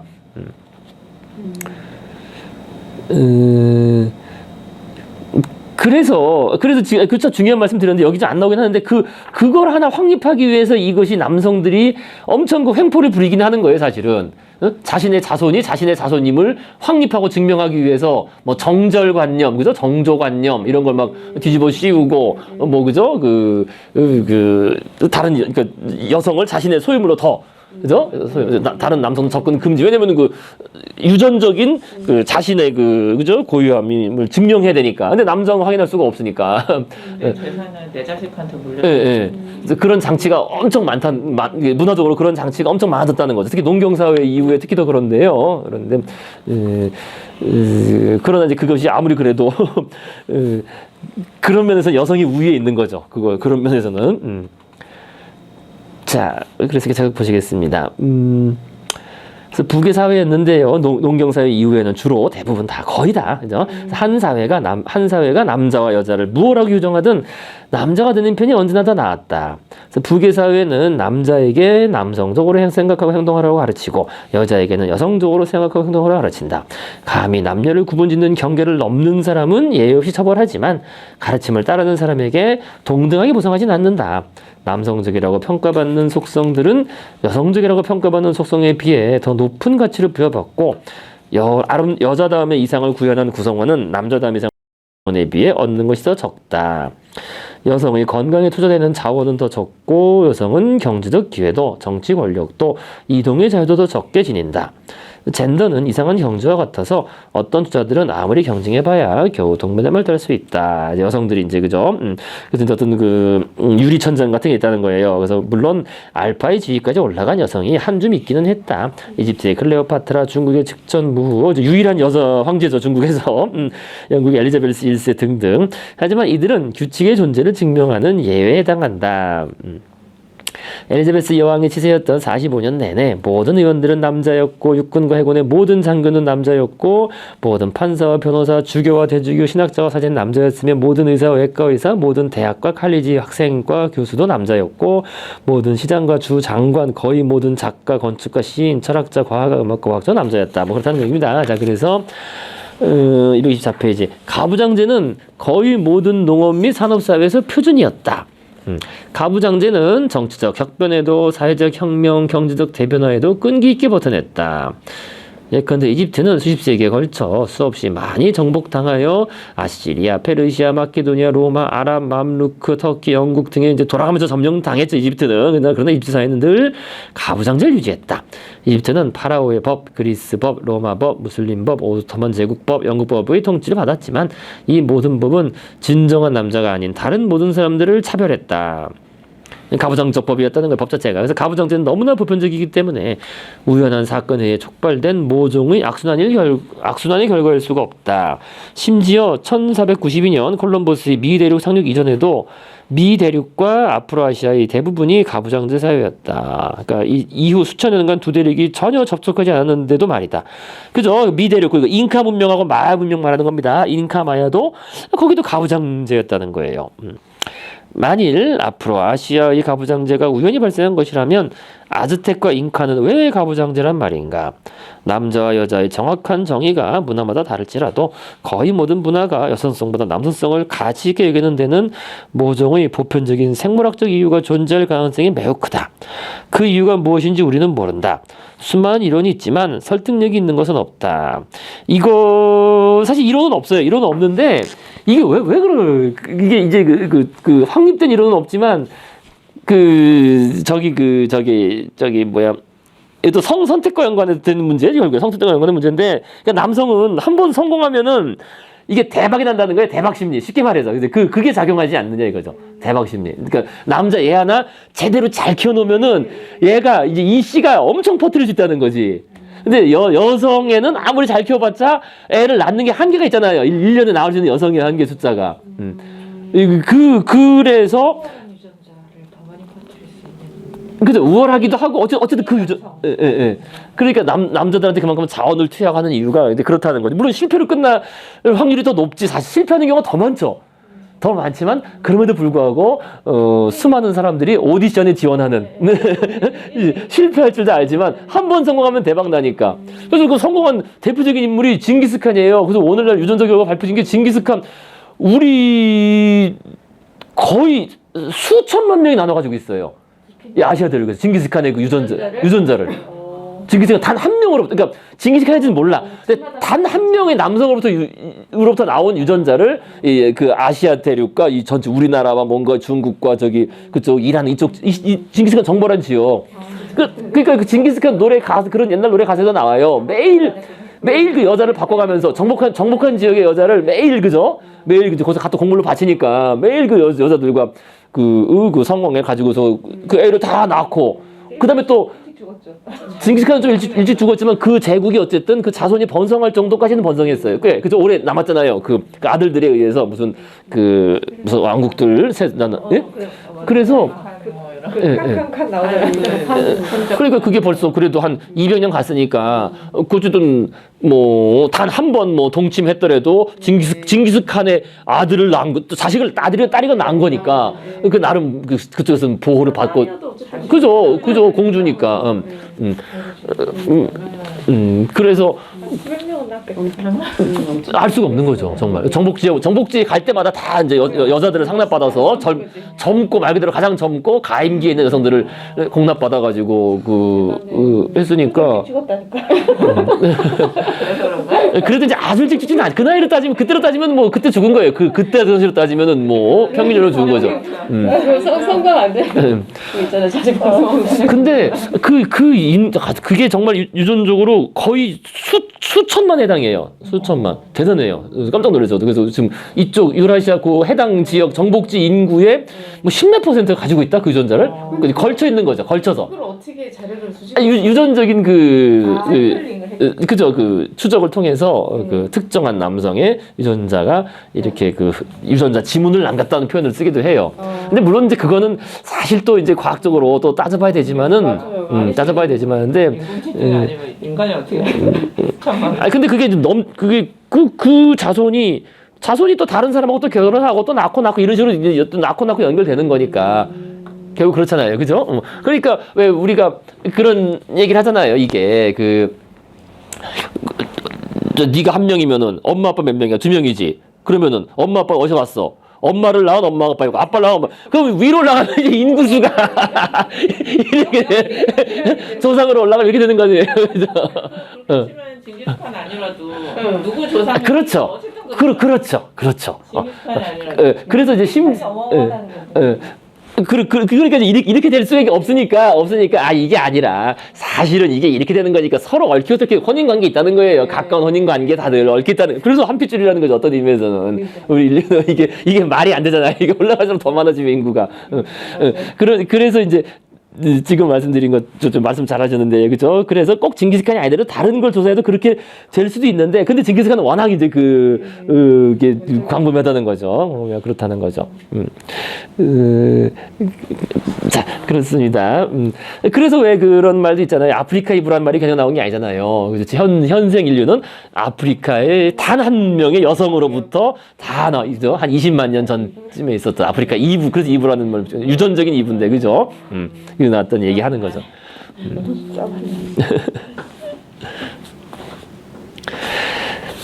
자, 그래서 아까 말씀드린 그게 가장 큰 뭐 나름 설득력이 있긴 해요, 그죠? 어떤 그러니까 실패할 줄 알지만 한 번 터지면 대박이다. 그래서 남자인 경우에는 유전자를 남기는데, 그러니까 거기에다 막 더 자원을 몰아주고 왜 교육을 더 시키고 옛날에 그랬잖아요, 그죠? 이렇게 하는 게 아들한테 떠받드는 이유가 그거 아니겠느냐라는. 이제 앞으로는 변화가 그렇지 않죠.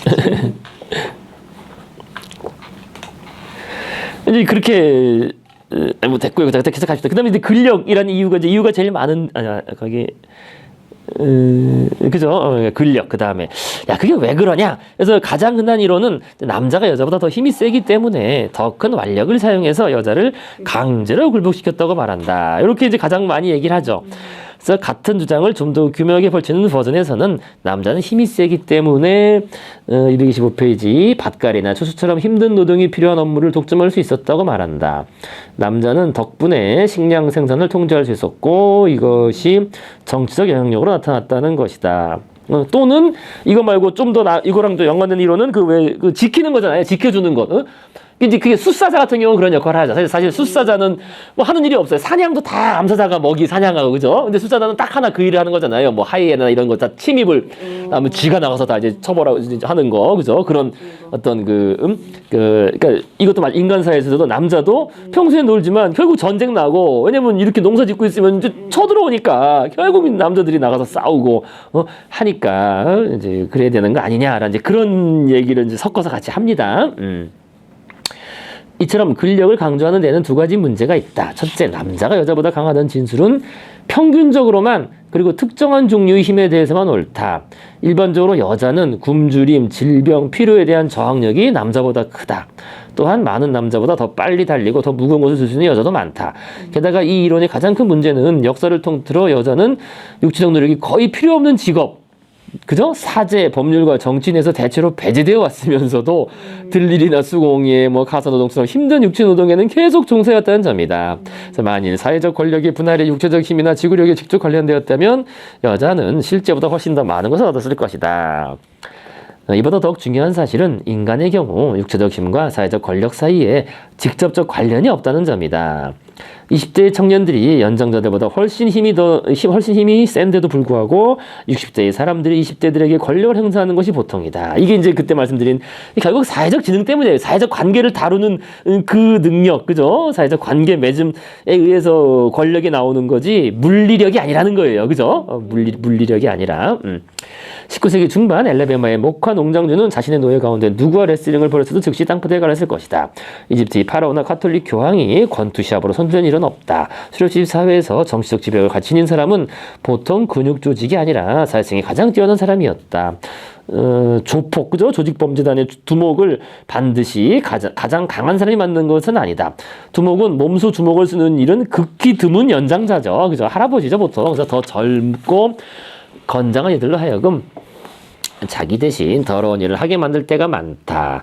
두목을 두들겨 패서 범죄 조직을 장악할 수 있다고 생각한 사람은 자신의 실수로부터 뭔가 배울 만큼 오래 살지 못할 가능성이 많다. 그죠? 힘세다고 그 보스가 될 수 있는 게 아니죠. 그러니까 보스는 그 사회적 지능, 우리 수업 시간에 앞에서 말씀드린 사회적 지능에 의해서 그 사회적 관계를 관리하고, 그죠? 그걸 다루는 그 능력을 통해서 그 리더가 된다는 겁니다. 심지어 침팬지 사회에서도 알파 수컷은 다른 수컷 및 암컷과 안정적인 동맹을 맺음으로써 그 자리를 차지하지 아무 생각 없는 폭력을 통해서가 아니다. 그렇다는 거예요. 결코 힘으로 그 침팬지 사회에서도 어떤 리더가 될 수 있는 게 아니라는 겁니다. 그러니까 이렇게 생각해 보면은 이게 이제 이상하다는 거죠. 왜 남성이냐, 여성이 아니라? 그러니까 사실 역사를 보면 신체적 기량과 사회적 권력 사이에 반비례 관계가 성립하는 경우가 흔히 있다. 대부분의 사회에서 육체 노동은 하층 계급이 맡는다. 이것은 어쩌면 먹이사슬에서 호모사피엔스가 차지하는 지위를 반영한 현상일지도 모른다. 만일 적나라한 신체적 능력만 중요했다면 사피엔스는 먹이사다의 중간쯤에 존재했을 것이다. 그렇겠죠. 근데 우리가 최상위 자리를 차지할 수 있던 것은 정신적, 사회적 기량 덕분이다.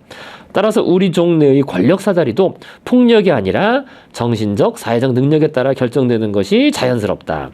그러므로 남자가 신체적 힘으로 여자를 강제할 수 있다는 사실이 역사상 가장 영향력 있고 안정적인 사회적 위계 질서, 그러니까 가부장제, 그죠? 가부장제의 토대라고 믿기는 이게 어렵다는 거예요. 그죠? 인간 사회 전체가, 질서 자체가 힘에 의해서 결정되는 게 아니니까, 사회적 관계를 다루는 것에 의해서 결정되니까, 그러면 오히려 여성이 유리한 면도 많을 텐데, 그죠?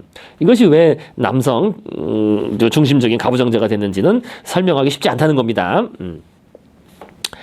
그 다음에 사회의 쓰레기. 이게 또 뭔 얘기냐? 자, 또 다른 이론은 남성의 지배가 힘이 아니라 공격성, 이제 전쟁 얘기 나옵니다. 그래서 공격성의 결과로 설명한다. 수백만 년에 걸친 진화 결과 남자는 여자보다 폭력성을 훨씬 더 많이 갖게 되었다. 증오와 탐욕과 학대에 관해서 하면 여자도 남자에 필적하지만 다른 대안이 없을 때 순수한 물리적 폭력을 사용하려는 경향은 남자가 더 크다고 이 이론은 설명한다. 역사를 통틀어 전쟁이 남자의 특권이었던 것은 이 때문이다. 전시에 궁제를 통제하는 것이 남자들이었기 때문에 남자는 민간 사회에서도 주인이 되었다. 그리고 남자들은 민간 사회에 대한 통제권을 이용해서 더 많은 전쟁을 벌였고 전쟁 횟수가 늘어날수록 사회에 대한 남자의 통제로도 커졌다.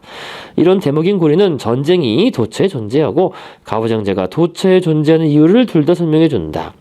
남녀의 호르몬 체계와 그 인지체계에 대한 최근의 연구 결과도 남자가 실제로 더 공격적이고 폭력적인 성향을 지녔으며 따라서 평균적으로 볼 때 병사로 복무하기에 더 적합하다는 가정을 뒷받침한다. 뭐 평균적으로는 뭐 그렇다는 거죠. 호르몬 체계 등등.